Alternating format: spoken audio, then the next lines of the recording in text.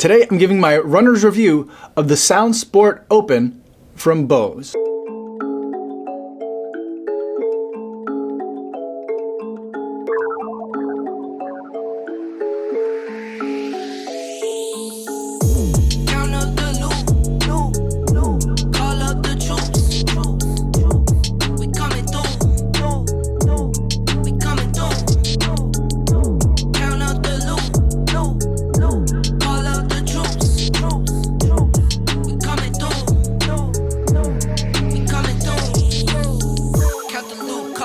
Coming through from the booth to the moon, that's the route, what it do? 6.73 miles, 8 minutes, 57 seconds per mile, 147 beats per minute today. An easy run for the most part today with a couple of strides thrown in the middle of the run. And taking the Bose Sound Sport Open with me on my run for today. Now I've been running with these and living with these earbuds for a couple of days now, and I wanted to give you my thoughts on them from a runner's perspective. But before I do want to go over some disclosures. These are a set of earbuds that I purchased with my own money. No one sent them to me or is paying me to make this video, and no one's going to get a chance to preview any of my footage or my thoughts before you guys get a chance to see this video on YouTube. So with the disclosures now out of the way, let's talk about the Bose Sound Sport Open. Now these are a unique set of earbuds, and earbuds really isn't the right word for them. I'm not really sure what the right word would be, because they're an open ear design. They're not something that go in the ear. They're not something that has a cup that sits on top of the ear. It's something that sits kind of near the ear and shoots noise into your ear canal, kind of. Let me show you what they look like. So in terms of the case, once you open it up, you have two of these kind of like question mark type devices, and we've seen stuff that looks like this before with the Powerbeats Pro, where it has like an ear loop design, which I generally am a big fan of. But this, instead of having like an earbud that like sticks in the ear, it's just flat on the other side. And what it does is it sits on kind of the top right here, this part of your ear, and it fires the music in there. So it's an open ear design, nothing goes in there. You can still hear, or in theory you can hear everything else that's going on around you. Now, I'm not going to put them on for you right now because they're actually a little bit difficult for me to put on. It usually takes me a little bit, and they're still pretty new to me, and I think that some of that stuff can speed up and make it easier as I get some more muscle memory about it. But for now, like every time I try to put them on, like my glasses fall off, and it's just a lot of adjusting. So I've taken some B-roll of me trying to put it on, and I'll show that to you guys now. Now, I've seen something similar to this before. It was about almost 2 years ago, almost to the day, that I reviewed the Aftershokz Trex Air. With the Aftershokz, the way that these work is that they have the ear loop over here, so it fits over your ears and it wraps around your head. And these parts right here aren't speakers exactly. Aftershokz uses bone conduction technology, so it's kind of like touching kind of like your skull, your cheekbones in this area, and it sends vibrations through, and that's how you're hearing it, instead of actually having like an earbud like pushing air and vibrating air to make the different sounds. The Sound Sport Open use a similar type of concept in the fact that they're not putting anything in the ear, but they're not using bone conduction technology either. It's still like vibrating air, so it's kind of like an earbud that's really far away, but like kind of like funneling. It's like a shotgun mic, but for sound, and it's pointing the music and the whatever you're listening to into your ear canal. In addition to the open air technology that you have that lets you listen to music but have your ear open to hear ambient noises around you, like cars, other runners, bicyclists that might be on the path. It has IPX4 rating, which it seems to be a trend that a lot of expensive earbuds are coming out with IPX4. I'm not a huge fan of that. I like to have a little bit more confidence in how sweaty and nasty and how weatherproof the earbuds that I'm running in are going to be. IPX4 I think is just like water splashes, not something that I'd feel great about if it was like a torrential downpour. But I've run in torrential downpours with other earbuds with IPX4, and it seems to be fine. I just wish it were like IPX6, IPX5 maybe at least, but they're IPX4. They have 8 hours of battery life, which is just a phenomenal amount of time. Makes it make a lot of sense for if you want to use these for running a race whether it's a marathon, half marathon, or if you're going much longer into the ultra marathon. A lot of races have rules against having earbuds in. It's not really an enforced rule, but it's technically a rule, but at least it lets you be able to hear if there's runners like immediately around you. But with 8 hours, you should definitely be able to listen to the earbuds on the way to the race, as you're warming up for the race, and during the race, and should still have plenty of battery life left afterwards. There is one physical button on the bottom of each of the earbuds, on the right and on the left, and I kind of like the fact that they included a physical button here. I'm a big fan of physical buttons, and with the location of it, it's not one of those things where you're going to be jabbing yourself in the ear, and it's pretty clicky, so you get a nice, like, very satisfying click, so you know when you depressed the button or not. So those are all kind of like the general specs for the earbuds. Now let's talk about what it was like to live with them. Running with them was great in terms of the fit. It felt very secure on there. It's got the ear loop, so I'm not worried about these things falling off as I'm running. Something that I will note though is like this matte black plastic that's on here looks beautiful, but it's super slippery. And so like the minute it comes off my ear, like if I've taken it off my ear, it just like instantly, you just drop it. That's something that just happens all the time. Both of them are very slippery. Now, even though I do generally like the idea of the ear loop, the fit on these is a little bit awkward. Like the space where your ear kind of goes in on here, I just feel like isn't enough space for me, and this is very stiff plastic. It's not an adjustable ear loop, so that's something that doesn't quite fit me perfectly. It gets on there fine, but combined with like the way that this is curved and the thickness of this part back here, I'm assuming they're putting a lot of the battery and a lot of other components in this part of the ear loop. It makes my ear kind of stick out a little bit when I wear them. The other thing to keep in mind for me is that I have glasses, I have longer hair now. My ears are one of the ways that I kind of keep all my hair out of my face these days. And if I'm using these to just go like walk the dog or do something outside that's not running, when I'm running, usually I have contacts, but if my glasses on and I'm outside the building these days, I've got a mask on as well. So to have these back here, I've got hair, I've got that eyeglass piece, I've got this, and then I've got a mask back there. It just makes it a very congested area behind the ear right now. And so not really loving the way that this particular ear loop is designed, just because this part back here is so big. It's not something that I thought would be a problem when I looked at the designs before buying these, but living with them, there's just a lot going on, and it just gets really uncomfortable relatively quickly when I've got these on. Even when I have these when I'm running on, I don't have the glasses, I put contacts in, but I've got the winter hat and the buff. It fits all underneath there really well. I think much better than running with Aftershokz in the wintertime, for example. But again, like after about a half an hour, just having the winter hat kind of pressing down on my ears, that started to get a little bit uncomfortable there. So there's something with the ergonomics of this that I'm just not loving. I think for maybe some other people, different ears, it might work better. For me, I didn't absolutely love it. Let's talk about the sound. That's the most important part. I think the sound on these is relatively amazing. And what I mean by relatively amazing is the sound is really good. Compared to the Aftershokz, I just feel like I'm getting a much more full sound. With the Aftershokz, I don't know if it's the Bose conduction technology just not agreeing with me or what. I just felt like there was always something missing from the sound. It felt like someone had taken some very small regular earbuds and was like, you know, positioning them this far away from my ear, and I was trying to listen to music that way. And so like the sound quality always felt quite subpar to me, and there was just never any bass to it. Nothing that I could do could really rescue it either, trying to get a different fit, pressing down on them to get better bone conduction. Nothing really seemed to work. With these, I definitely get a lot of bass, and I feel like the sound is very precise.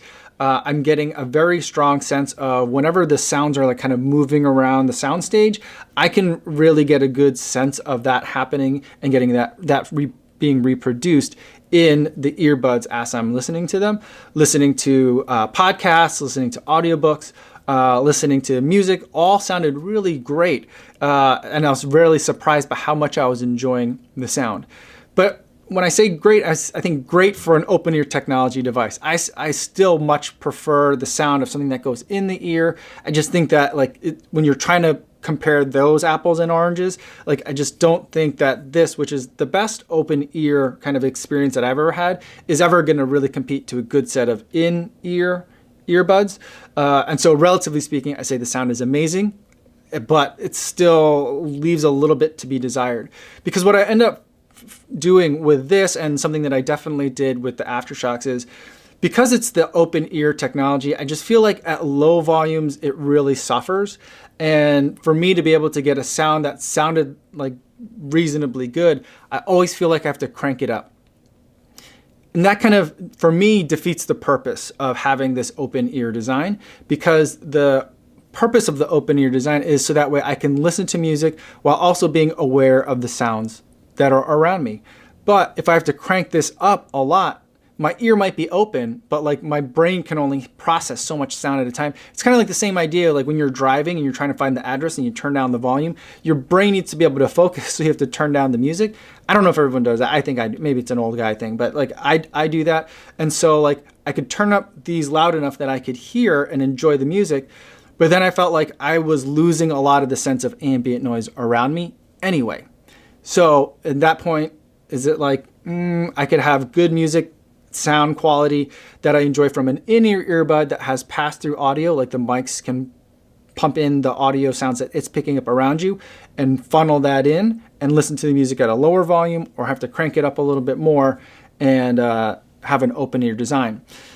It seems like a little bit of a wash, but I'd ultimately probably, with my preferences, give the edge to the in-ear design with pass-through audio going on. Now, that's not to say that it's 100% better in that scenario. I think that there still is a lot of use case for this open ear design. Certain other ambient sounds definitely come through clearer when your ear is open versus when a microphone is like picking that sound up and reproducing it into your ear.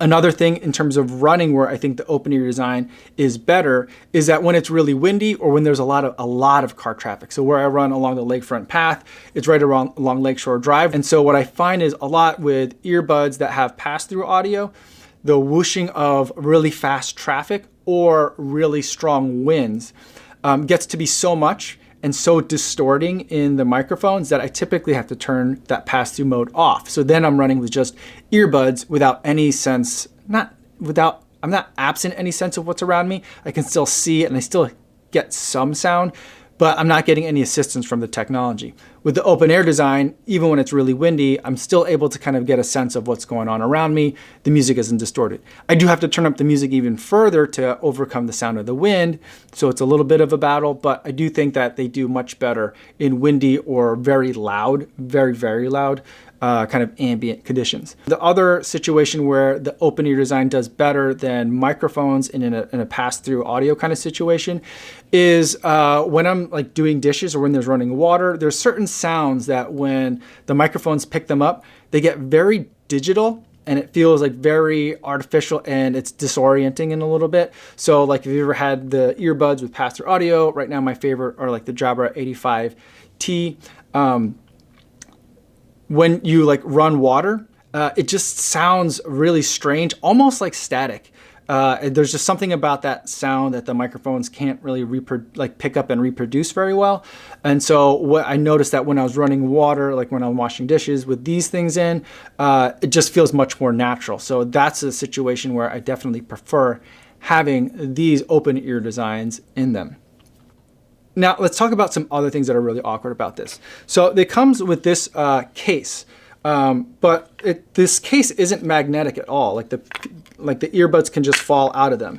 The other thing to keep in mind is when you put them in the case or close the case, it doesn't stop the music from playing. You actually have to turn them off. So most earbuds of most price points that I come across in 2020 and 2021 now, as soon as you take them out of the ear, they will automatically turn off or at least pause. And if they don't do it when they pull them out of ear, when you put them in the case, they'll pause or turn off. These don't do that. So you've got to like remember to do that. That's not a huge deal, but like I've been so trained by every other earbud I've ever seen at this point that it's kind of like hard for me to remember, and I keep forgetting to do that with these. Fortunately, the battery life is like super long on these, so it's not like a huge deal, but it is something to keep in mind. The other thing to keep in mind is that this isn't a charging case. This is just like a case. It's just like, kind of think of it like a bag that you're putting your stuff in. This isn't how you charge it. You charge it with this super weird looking charger that it comes in. in a time where most earbuds are switching over to having USB-C charging and also having wireless charging. So like you put like your earbuds in the case charges them, can top them up a little bit. And if you need to charge this case, you can then set it on like a wireless charging mat. Like that's a lot of other earbuds these days. It's every single pair of earbuds that's in this price range. These don't do that. These are just a case, so you have to remember to keep charging them, take them out of this case, put them onto the charging pads. The thing is giant. I don't know why it has to be so big. It just, I don't know. It just seems like a weird step in a backwards direction, like almost like a time capsule where you've gone back in time. And like some of the conveniences that I expect to see in earbuds just aren't here with this one. So that's also a little bit strange. I mentioned the buttons as well in terms of living with these earbuds. I do find that they're nice and clickable, but in the wintertime, when I've got my mittens on and I've got my winter hat on, I just feel like when I'm trying to reach the button, I'm just kind of like mashing my ear like this a little bit, and that's how I do it. And that's kind of difficult because like to advance, it's two double, like a double click. Pause is one, so that's one ear smash. To advance is a double ear smash, so boom, boom. And then to rewind the track is like a triple ear smash, so you're doing like this 3 times in a row. And that definitely gets a bit uncomfortable just because with my mittens, I can't like hit the button very precisely, so I'm just kind of like grabbing whatever's there. Now, most other earbuds, you know, unless they're like a poke in ear kind of design, I can't even deal with them at all in the winter, so I'll take it, but just something to keep in mind. What's weird about the buttons though is that the left side does almost nothing. The left button, like a long press, will activate your voice assistant, and then a single press is the shortcut button, which in the app can only do one thing. It could do nothing, or it can tell you how much battery life is left in the earbuds, which is like a weird thing to map to like a button.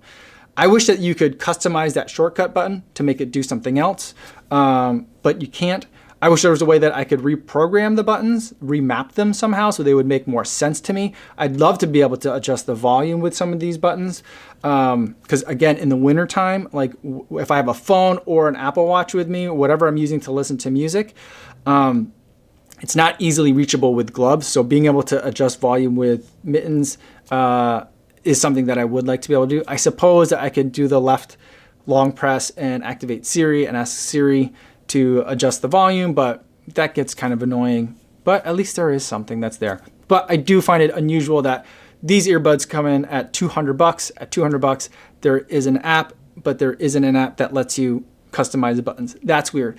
Something else that's really weird about the app is that it doesn't let you change the equalizer settings, or at least as far as I've been able to figure out. Maybe there is a way to do that, but there isn't a way to make it like, you know, bass heavy. There isn't a way to make it more focused for different types of music, to tweak the equalizer yourself. That's something that I would expect at this price range.